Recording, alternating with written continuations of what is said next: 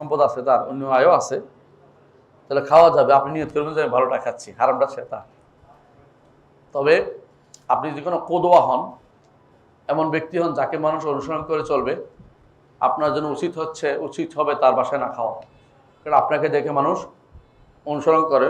অনুসরণ ব্যক্তি অনেক কিছু করতে পারে না, যাকে মানুষ অনুসরণ করে অনেক কিছু করা যায় না। কথা বলছেন? আব্দুল্লাহ ইবনে মাসউদ রাদিয়াল্লাহু আনহু একদিন বের হয়ে দেখলেন যে মসজিদে জামাত হয়ে গেছে, মানুষ বের হচ্ছে। তিনি ঘরে ফিরে গেলেন, কারণ এটা অভ্যাসে পরিণত হয় যে মানুষ দ্বিতীয় জামাত মসজিদে করে আসবে। এই জন্য, কারণ এটা কোদোয়া যিনি, তিনি অনেক কিছুতেই কী করবেন, অনেক কিছু বৈধতাও অনেক কাজ করবেন না, কারণ এটা সাধারণ মানুষ স্বাভাবিক হিসেবে নিয়ে নিবে।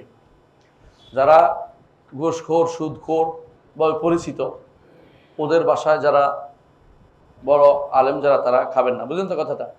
আর তারাও খাবেন না যারা, তাদেরও যেমনিভাবে যারা আত্মহত্যা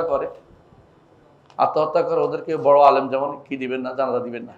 সাধারণ কেউ জানাজা দিয়ে কোনো রকম দাফন করে দিবে, কারণ সে বড় দোয়ার অধিকারী থাকে নাই।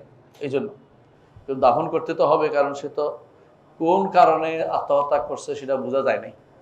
সে কি কুফরি করে আত্মহত্যা করছে নাকি গুনাহ করে আত্মহত্যা করছে জানতে হবে। কারণ আত্মহত্যা দুই কারণে হয়। একটা হচ্ছে কি আল্লাহর উপরে রাগ করে, এটা তো কাফের। আর যে ব্যক্তি দুনিয়ার মানুষের উপর রাগ করে মরে গেছে, সে ব্যক্তি গুনাহগার, কাফের না। তাই কোন কারণে মরছে তা তো বোঝার উপায় নেই। এই জন্য নেককার বান্দারা, যারা বড় ভালো মানুষরা, তার জানাজা পড়বেন। কারণ আমরা তো কাফের জন্য তো আমরা জানাজা করতে পারি না। আজ ইমান নিয়ে মরে থাকে, সাধারণ মানুষ জানাজা হয়ে গেল, এটা হলো মূল কারণ। এই জন্য সুদী ব্যাংকে চাকরি করেন যারা, তাদের বাসায় পারতপক্ষে খাবেন না, তাদের সাথে চলাফেরা করবেন না, তাদের সাথে কোরবানি দিবেন না। এবং হ্যাঁ, আর যদি কোনো দেখেন যে তাকে আপনি যাই তারা কিছু বুঝাবেন, তাহলে বুঝাবেন, খাওয়াটা জরুরি না। কিন্তু সে যেন বুঝতে পারে যে আমার বাসায় মানুষের দাওয়াত খায় না, কারণ আমি সুদখোর, হ্যাঁ, আমি সুদের টাকা খাই, হারাম খাই, এটা তার মধ্যে একটা জাগ্রত হোক। এটা আপনাদের করা উচিত প্রত্যেকটি মানুষের। আর যদি হালাল হারাম মিশ্রিত থাকে, একজন মানুষের তো সব মানুষের হালাল হারাম মিশ্রিত আছে, সেখানে খেতে পারবেন ইনশাআল্লাহ। জি।